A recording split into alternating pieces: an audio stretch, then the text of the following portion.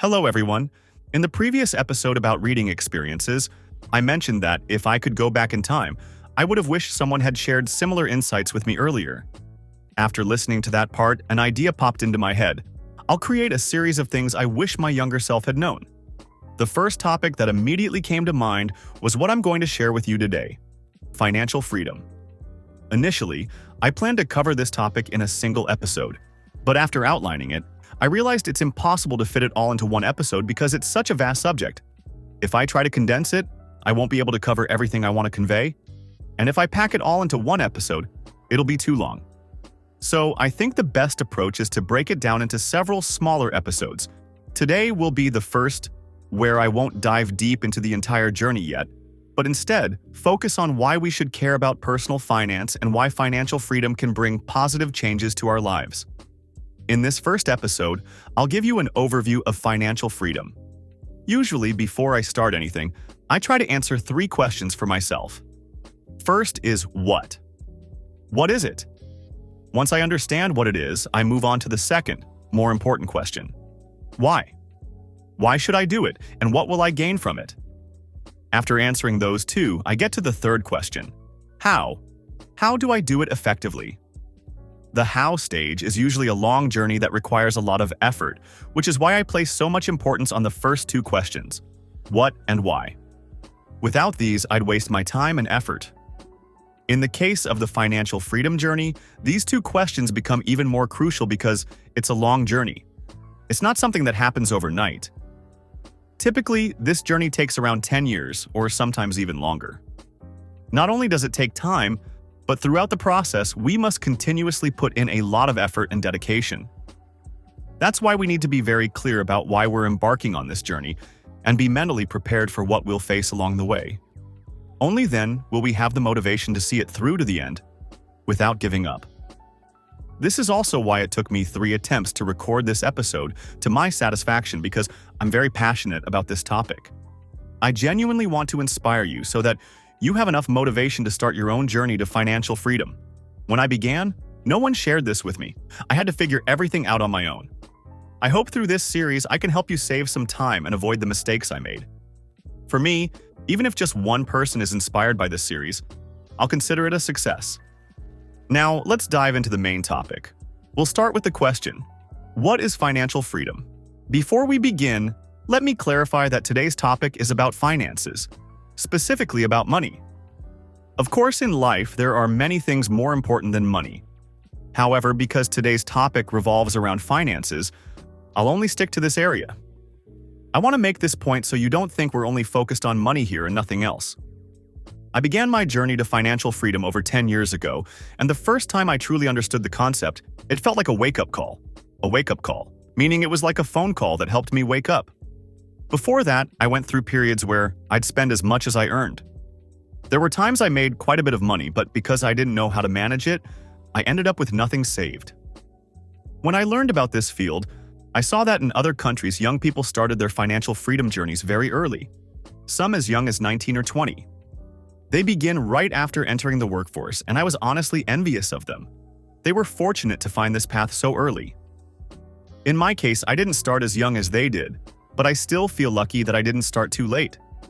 There's a quote that I think accurately reflects the financial freedom journey: living a few years of your life like most people won't, so you can spend the rest of your life like most people can't. The idea is that you spend a few years doing things that most people aren't willing to do, so you can later live a life that most people can't. What this means is that for about 10 years, you live differently from your peers. How exactly is it different? I'll get into that later. I've been using 10 years for simplicity, but the time frame isn't fixed. It depends on each person's financial situation. It doesn't mean that after exactly 10 years you'll achieve financial freedom.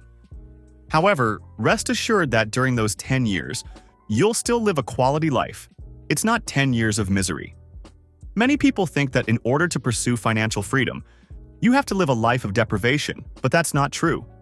I've been on this journey for quite some time, and my spending habits are still relatively normal. It's just that I spend more wisely. The idea is that for 10 years, you live differently from those around you, so after those 10 years, you'll reach a point where you can say, "Fuck you, money." This is a common phrase in the financial freedom community, and it means that you're no longer bound by money. If you think about it, money ties us down in many ways, and a significant portion of those things negatively impacts our quality of life. Once you have enough money, you can say "fuck you" to all the things that don't add value to your life, things that drag your life down. You'll have the option to walk away from those things with ease. For example, many young people after starting their careers realize they don't enjoy the job they're doing. In these cases, we often hear advice like, be bold, quit the job you hate, and pursue your passion.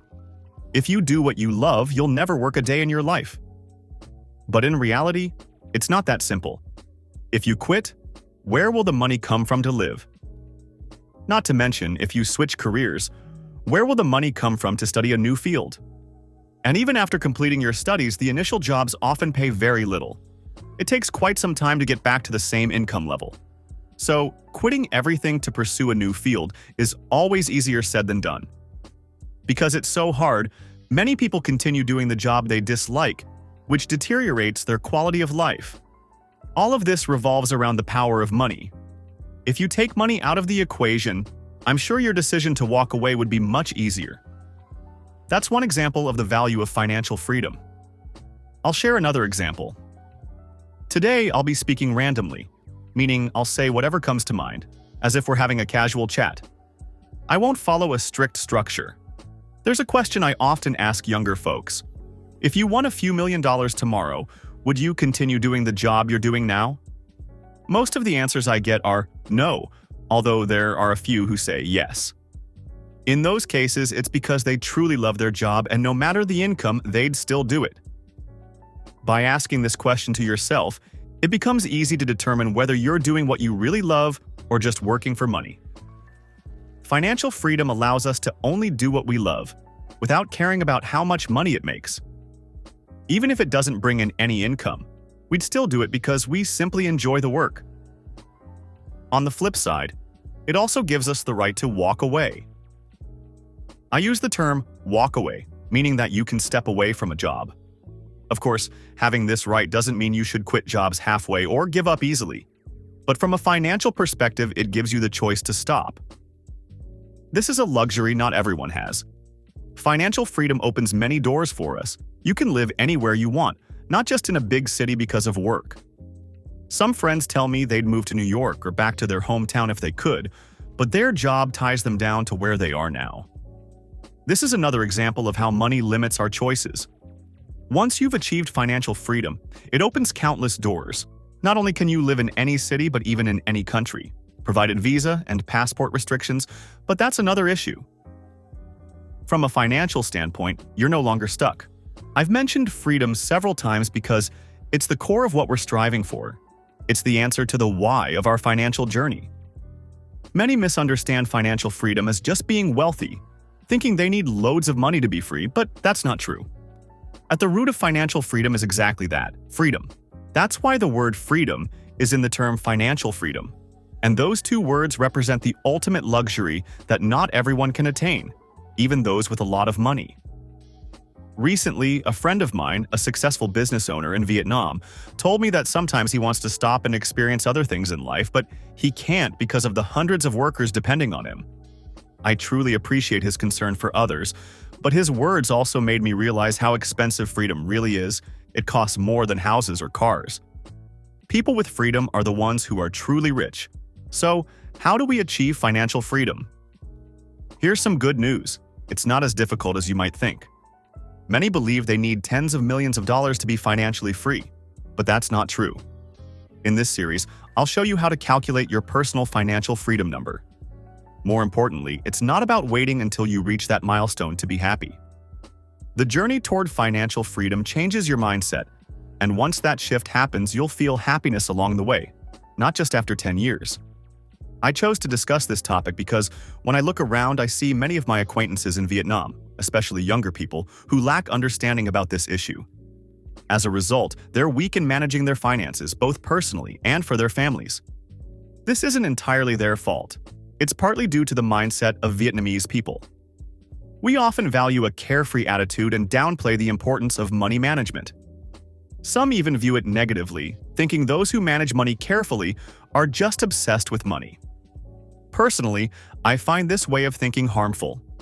Planned spending helps you control your cash flow better, leading to smarter spending in the short term.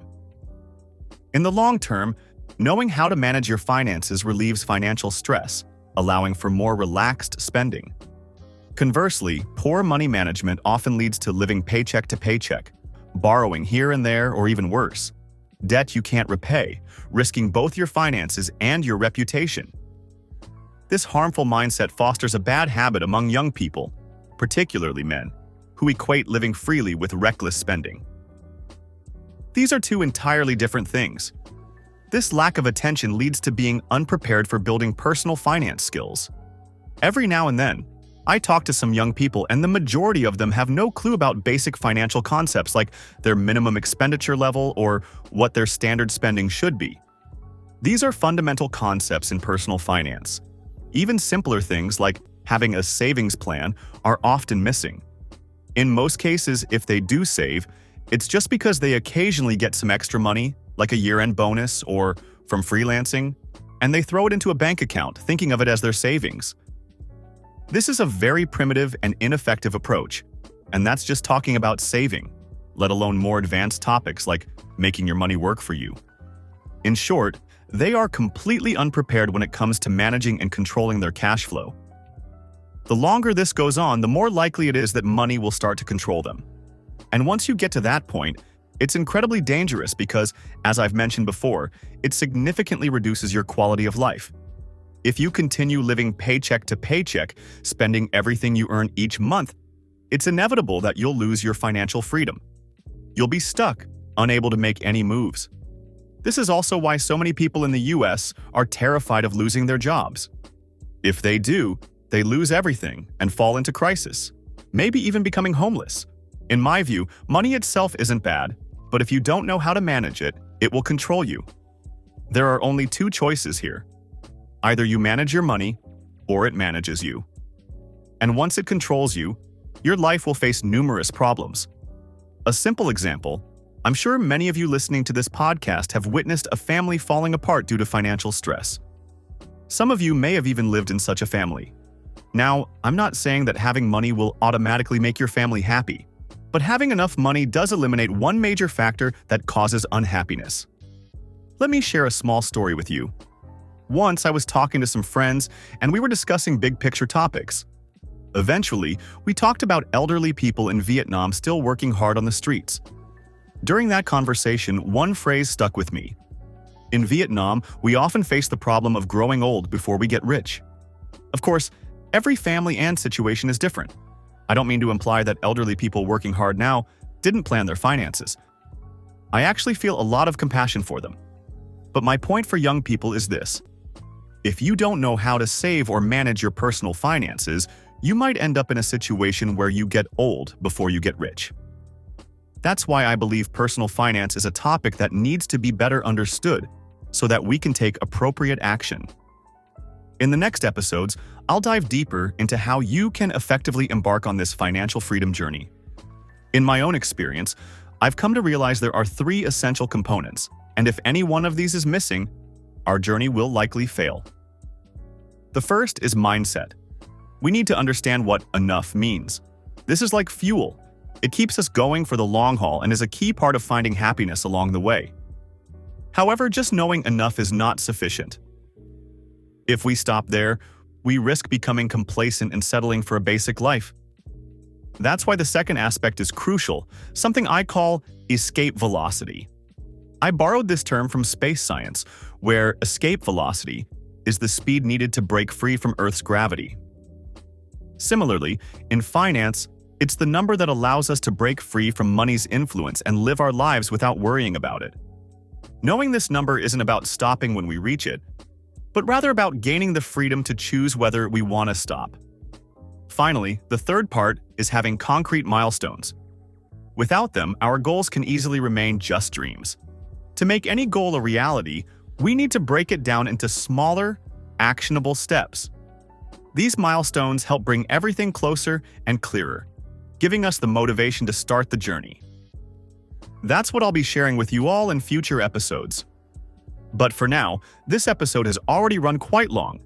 I hope I've inspired you to start thinking more seriously about personal finance and helped you see its importance.